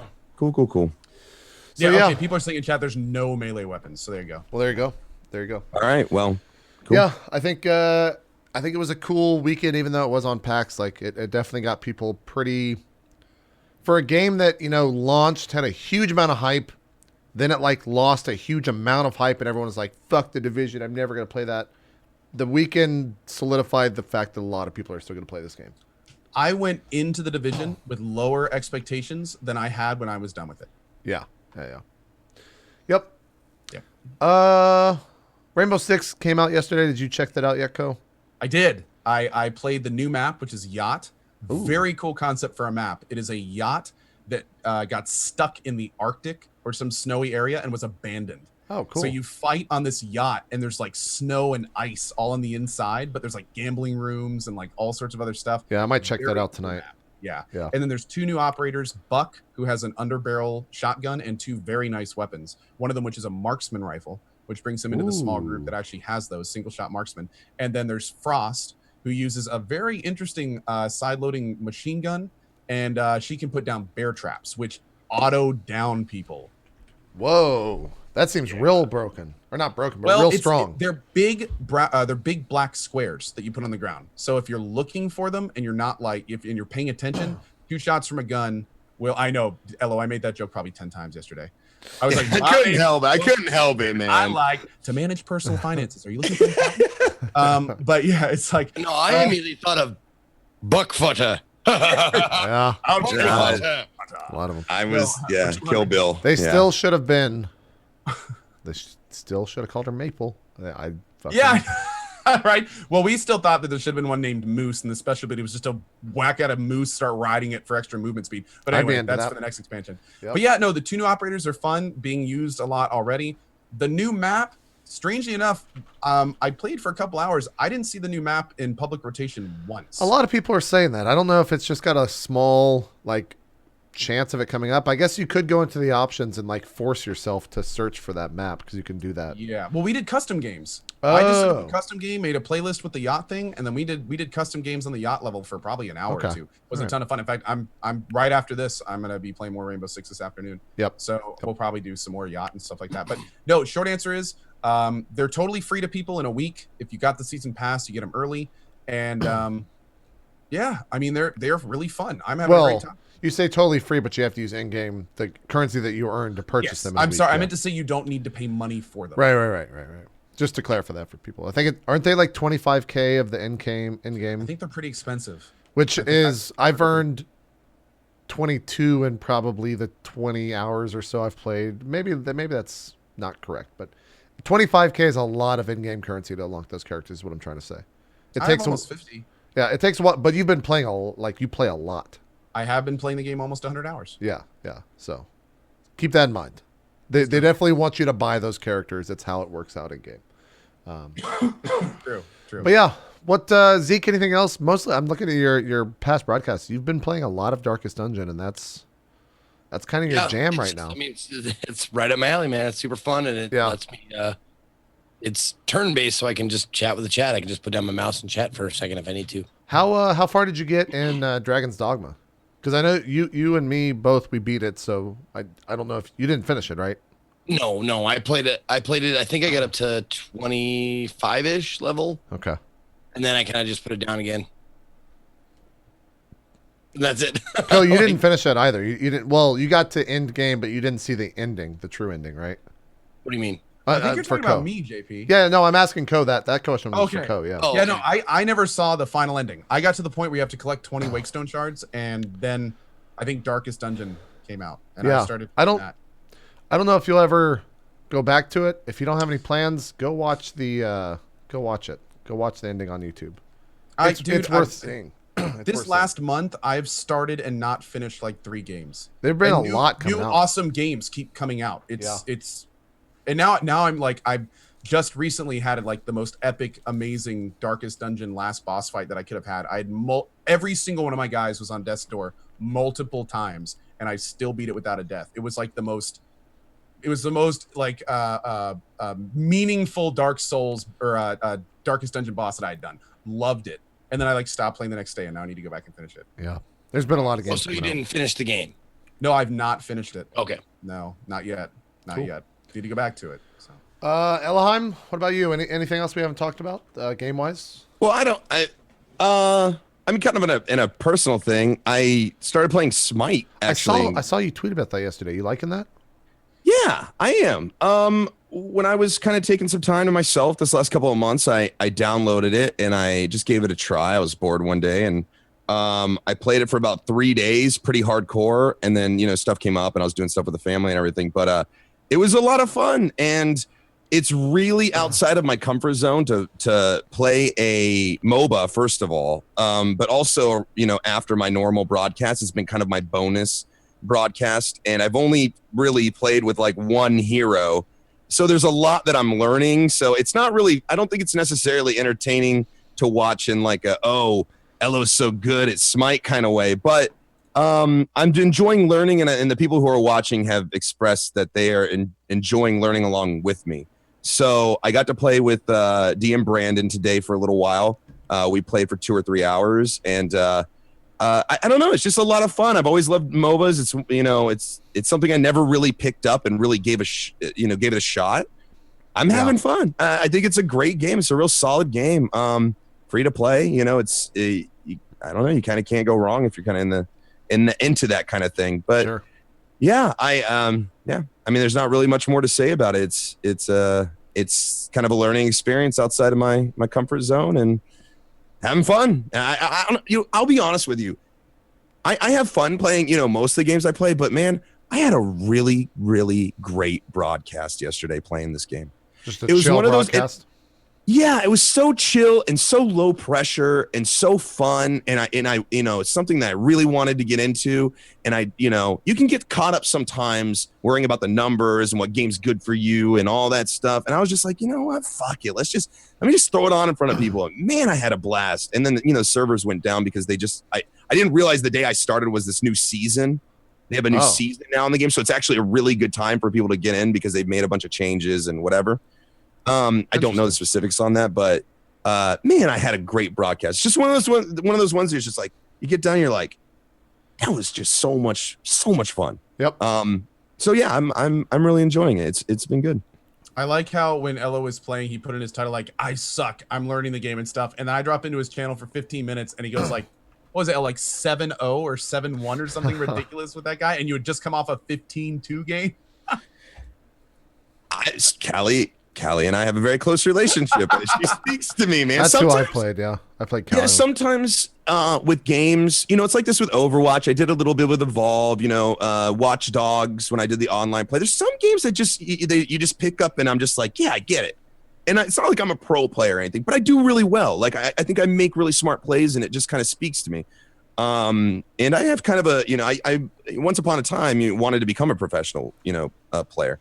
Sure. So yeah, I mean sometimes characters just make sense to me, and Callie she sings to me, man, and I love her. So I feel like I'm doing all right. Brandon seemed to think I was doing okay, especially for somebody who hadn't been playing more than 15 hours. So talk to me about Blade and Soul. Blade and Soul. Let me think about it. Blade and Soul is a really great game for my situation in the context of coming back and wanting to really kind of spend time with my viewers and talk to them and reconnect with them. Sure. I was able to pretty easily level without really thinking about it, and it was kind of just like an autopilot MMO experience. At the very beginning of my broadcast, I've been known to spend hours in character creation. Oh yeah. And they saw me go past this little crazy character, these little I forget what they're called. So do I don't remember. Yeah, and they were like, I was looking at the character, I was like, I wonder if I'll make one of these, and some guy in the chat was like, wow, he does that whole like macho thing, like you won't make a character that I'm a dude in muscles and red meat. He's doing that thing, and I'm like, make the character. I randomed it, and they were like, you won't play a summoner. I'm like, are you guys threatening me with a good time? That's what I played this game for like, I don't know, an hour off stream, and I started as a summoner, but I just don't have the time to jump into an MMO right now, which I think a lot of streamers don't. And that's kind of where the thing is. There's so many games I'm wanting to get into and wanting to kind of explore right now, especially being gone for a couple of months, that I'm not sure how much time I'm going to have to really dedicate to it. I would say I've enjoyed my time with it. I'm only like level 25. I've streamed it a couple of days. I don't know anything about the end game. I can't recommend it, not because it's not fun, but because I just don't feel comfortable yet giving that kind of recommendation or anything. But sure, from what I saw, I enjoyed myself. It seemed fairly basic. It was nothing jumped out to me and was like, oh, this is so different and so revolutionary or anything like that. But it's a pretty solid MMO, and I've been enjoying myself. I want to learn more about it. So if that means anything, I'm not, I didn't play it and go, oh, this is shit. I got to, screw it, So yeah, I wish I could provide you guys a little bit more solid information. I mean, I think that's exactly what we're looking for. Topical information about the game, because we're not, for the most part, we're not hardcore MMO players anymore. We were at one time, I think, especially me and Co. But and that's scary, right? Because I used to be one of my favorite. It's funny how streaming kind of changes you. My favorite genre used to be MMOs. Same here. And then by the time that I am where I'm at now, MMOs scare me. Like I have to do this fucking commitment, man. It's like getting fucking married. You have to commit so much goddamn time. Exactly right.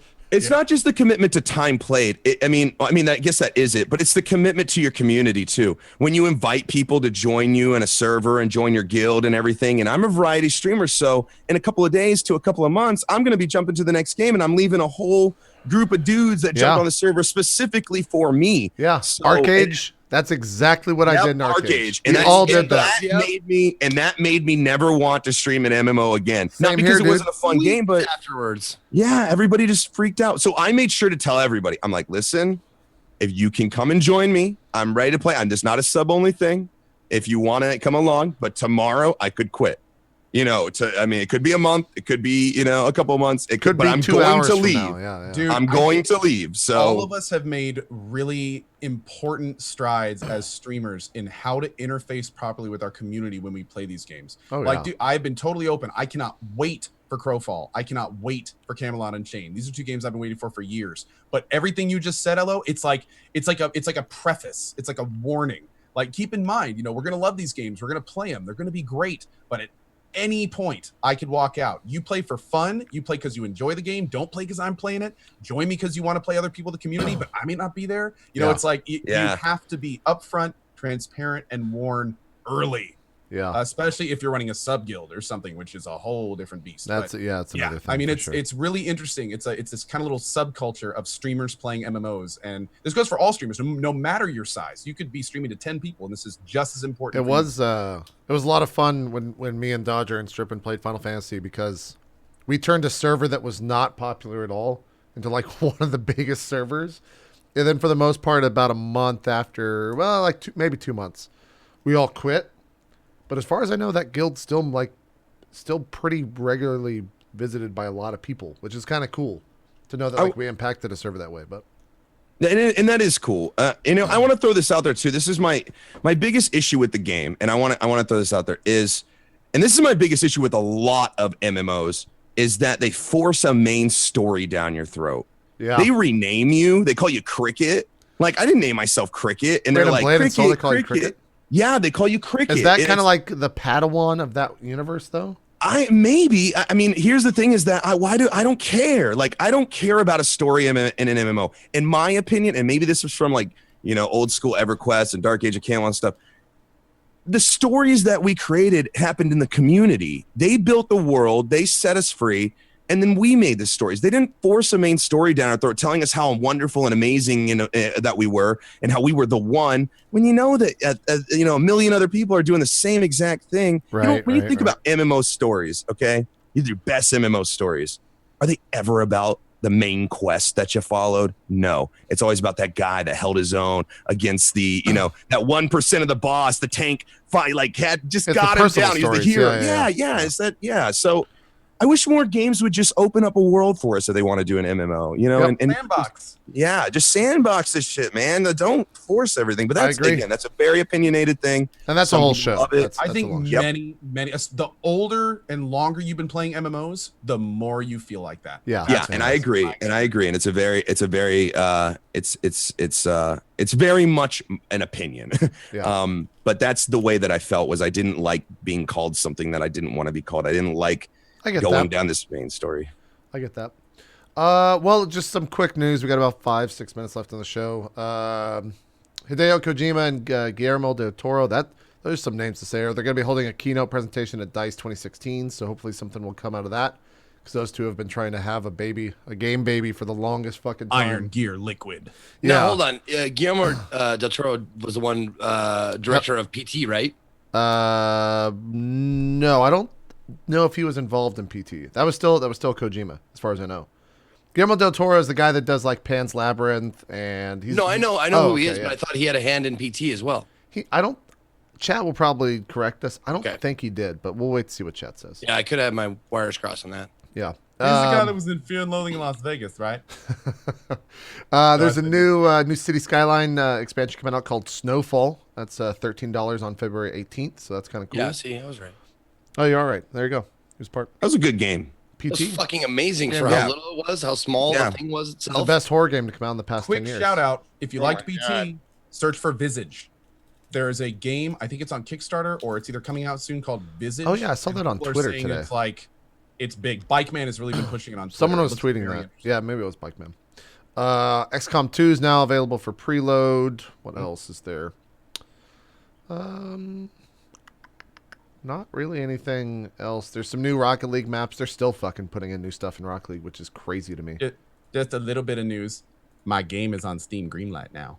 Really? Hey, congratulations on that. Thank you. So what does that mean for your game? Like what? That means that if everything goes through, if the Kickstarter is successful, then we will be hopefully deployed on Steam. Oh, okay, great. But we have to people have to vote, so you have to actually like go to the Greenlight. Oh, that's not a problem. There's a thing that's like, would you buy this game if it was on Steam, and people can hit yes to that. And if the game gets enough of those, then Steam will put it on Steam. That's not a It's gotta problem. be so exciting for you, Co, because when I first met you, I mean, you were building this game. You've been building this game for a while now, and then you've turned Twitch streamer, and you've been doing it dual. A lot of people don't know that you stream a crap ton, but on top of it, you're also developing a game.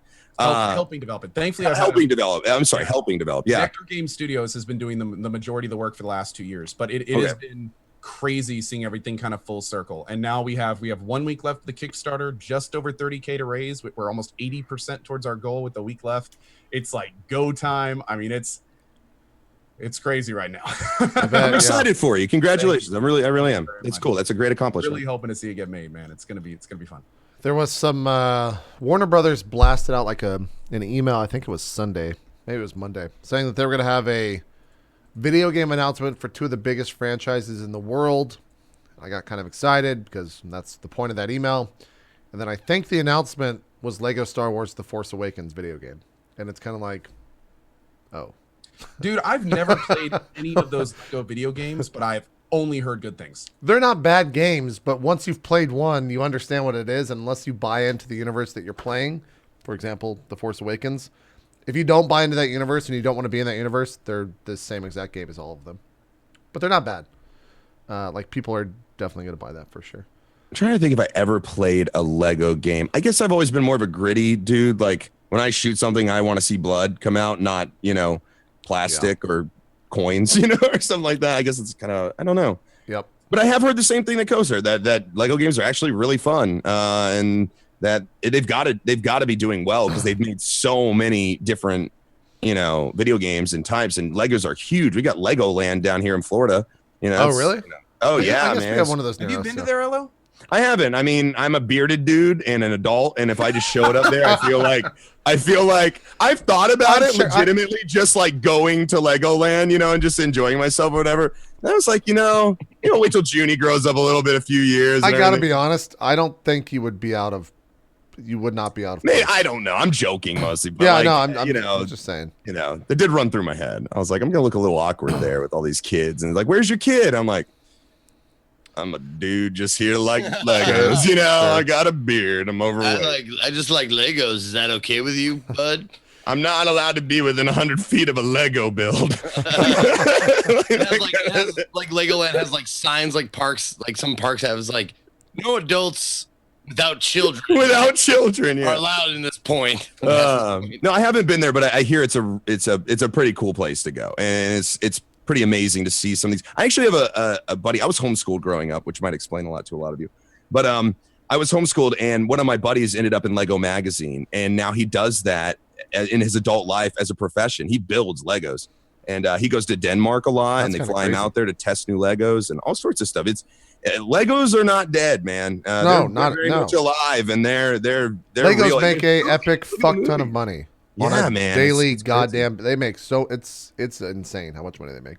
Oh yeah, and the movies are the Lego movie was great. I thought it was great. It was nice and fun, and carefree, and Yep. and stuff. I didn't see this, but I guess this was Monday. IGN posted 8 minutes of The Division's Deadly Underground, which I guess is maybe their first DLC or something like that. I don't know. They're fighting level 12 mobs though and doing 7K headshots, so that's kind of a idea of how that game ramps up stat wise.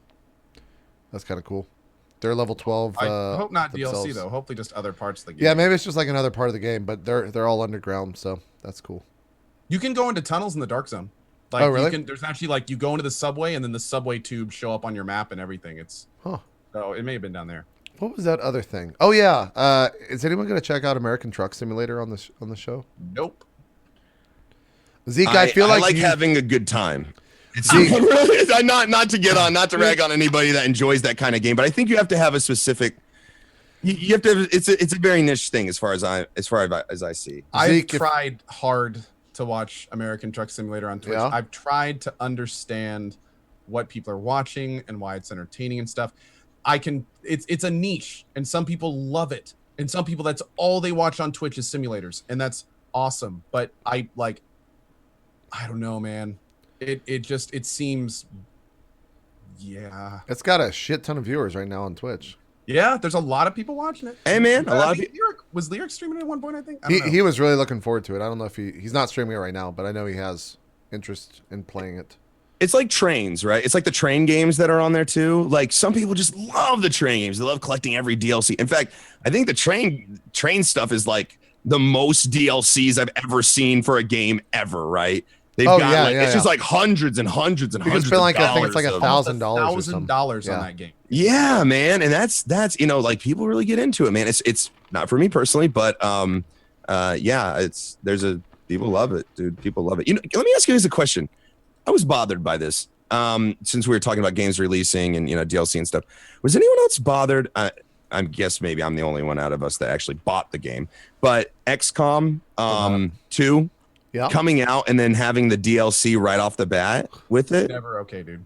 That's definitely a cash grab. No, hold on. Because there was some confusion about this because we were talking about this today in my chat when I was playing it. Someone said there was DLC when XCOM 2 released, and I said, "Oh no, that's shitty." And then chat was like, "No, it's mods." Maybe I have it wrong. It's called the reinforcement pack. Contracted some of the people that made the Long War, and there's mods that are coming out on the release of XCOM 2. So are you talking about the reinforcement pack? I'm talking the reinforcement pack. Yeah, so that comes with Anarchy. I'm reading it right now. It comes with Anarchy's Children. It's a rebellion themed DLC featuring more dramatic soldier customization. That's coming out in spring 2016. I think this is their release. Oh, it's not on release? No, you can buy this right now on Steam, but I think this is their season pass because everything says pass, Okay, see I didn't realize that when I bought it. I was looking at it and I said, why do they have a DLC and they haven't even released it? Like it's like right off the bat. I mean, but that's why I'm asking. I don't know what this was. That's why. I mean, there's two other things. There's Alien Hunters, which is introducing new soldier customizations and gameplay themed around XCOM as an elite alien hunting unit face off against ruler aliens with new, more powerful weapons and armor. Okay. And then there's Shin's Last Gift, which introduces a new soldier class with unique upgradable weapons, armor, and customization features, and an all new narrative-driven mission and map.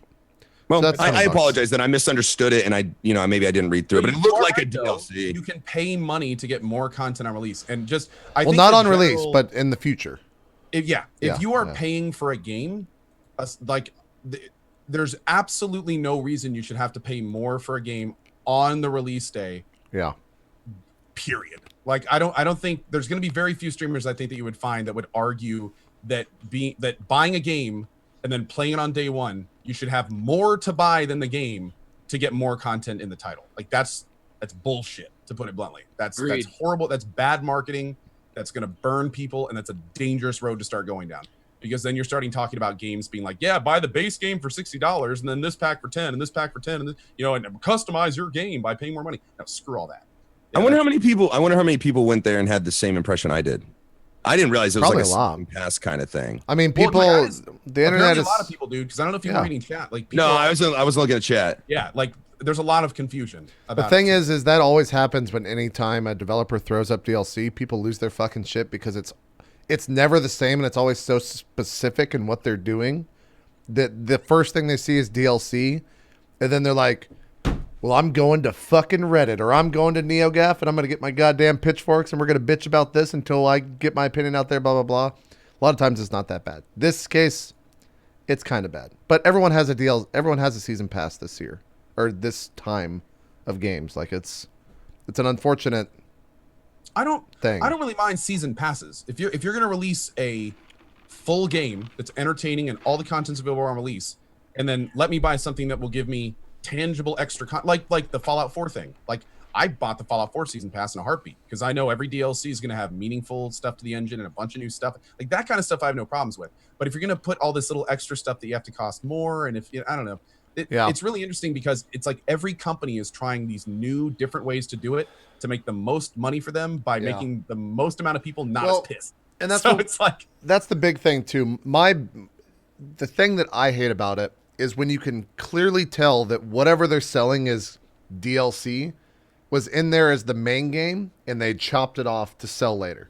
That's when I'm just like, well, that's fucking dumb. Like, just give me the whole fucking game. Like, don't nickel and dime me for something that's so minuscule that you want me to spend $5 extra on it. Like, fuck that. That's really unfortunate. But I don't have a problem with season passes. I think I think some people enjoy season passes, and I think that I would rather have the option there than not. I mean, if you don't want to buy it, don't buy a season pass. I mean, it's not really content yet, so it's just pre-ordering content is really what it is. I feel like I don't think Rocket League ever had a season pass, but I feel like they've put out more stuff post-launch than any fucking developer out there for any game. And besides like a couple things, I don't think they've charged for 2 or 3. And so I feel like that they're kind of doing it right. Like they're doing right by their users, the people that have purchased Rocket League by supporting that game. That's what I think is the proper way to do something like that for the consumer. So, but we're over time. We got to close the show. So let's go ahead and do that. Elheim, thanks so much for coming on, man. Always a pleasure, man. I love being on this show, and I can ramble, I can rant, and I'll definitely give you my opinion. But it's always an enjoyable time with you guys, and I really appreciate not only you, JP, having me, on the show, and Co and Zeke, but also the chat, being patient with me and listening to what I have to say. So, you want to do some shout outs, pimp your stuff? Yeah, if you guys don't know who I am, it's totally fine. A lot of people don't. I stream very early in the morning Eastern time. Think like 4 a.m. Eastern time. I'm kind of like, if it was a radio station, I would be the guy they throw in the early morning, We have a really amazing community that we built in that time slot over the last year and a half. And it's only getting better. I just can't stress how cool these people are. A lot of European viewers, a lot of Australian viewers, all types are in there, and we just all get along. We have a good time. I like to entertain with comedy. Also, I talk and discuss things quite a bit about all range of things, from UFC to sex to whatever. I'm kind of a vulgar dude. So if you come in there, expect some more adult content as well. So anyways, you guys are more than welcome to join me at any time in any capacity. And as long as you follow the rules, you'll have a good time. Awesome stuff. Thanks again for being on the show. Zeke, you want to do some shout outs, sir? Sure, you betcha. My name is Zeke III, or Zeke for short. Variety broadcaster. Start most days at noon Pacific. I'm the midday, like the when your grandma says she wants to watch her stories. That's when I'm on. I play lots of different games right now. Playing Darkest Dungeon. I love indie games. Probably playing XCOM 2 on release with all the plebs when it comes out for everybody. So look for that. I will be playing later today, probably at the top of the next hour. I'm going to grab a bite, but I'll be playing more Darkest Dungeon later today. Want to give a big shout out and thank you to Elheim for being on the show. Always a pleasure to have you. And of course, Co and JP as well. And forever. There you go. Co, do some shout outs. Okay. Hi. Big thank you to Zeke and JP and our unofficial fourth Drop Frames co-host, Elohim. I think Elohim and Tally have to fight each other for that spot. I know, right? We're going to have them fight for the fourth host slot position. But yeah, big thank you. It was a great discussion today. I am Co. Hi, it's nice to meet you if I haven't yet. I stream every single day at 8 a.m. EST, currently playing through XCOM 2. We've got a whole bunch of games coming up this year. Going to be hitting new releases, community games, something, Kickstarter, sellout, etc. And I will be back on right after this show to play some Rainbow Six Siege this evening. We're going to do a drinking hour of Rainbow Six Siege, having some fun with subs. And yeah, hope to see you there. Thank you guys for tuning in today. As always, a pleasure. Awesome stuff. For me, I'll probably just stream XCOM 2. I think we're going to have to delay Swan Song. So the Super Bowl in San Fran is basically just destroying the city, apparently. So like Wheat and everyone that works from the Twitch office is stuck. They just can't like get out of the office because the Super Bowl is taking it over. So that's going to delay Swan Song by an hour. And I'll probably just raise a little bit in XCOM to that's this Sunday? I guess, yeah. I don't know. I know there's also like I don't know if it's been announced, so I don't want to blow that surprise. But there's some promotional event this weekend that I turned down, and hearing about it now and how fucked up San Francisco is in terms of traffic, I'm so excited that I didn't fucking do it. I'm so excited. I think I know what you're talking about, and I didn't take it either. Yeah. I'm very excited that I'm not going to have to deal with that shit this weekend, especially like coming off of PAX and still, I guess I'm sick. I don't know. Sports ball, ruining our good times. But yeah, I'll do the rest of my shout outs after we close the show. Thanks everyone for being here. We'll be back next week, and we will be on Zeke's channel Don't know who the guest is going to be, but we'll let you guys know as soon as we know, which will probably be next Tuesday. Because let's be honest, I don't know until. I think it's going to be Matt Damon. Matt Damon. He'll be on the channel tomorrow next week. There you go. See you next week with Matt Damon on Drop Frames. Officially announced. Officially announced. Have a good one, guys. We're out. Bye-bye.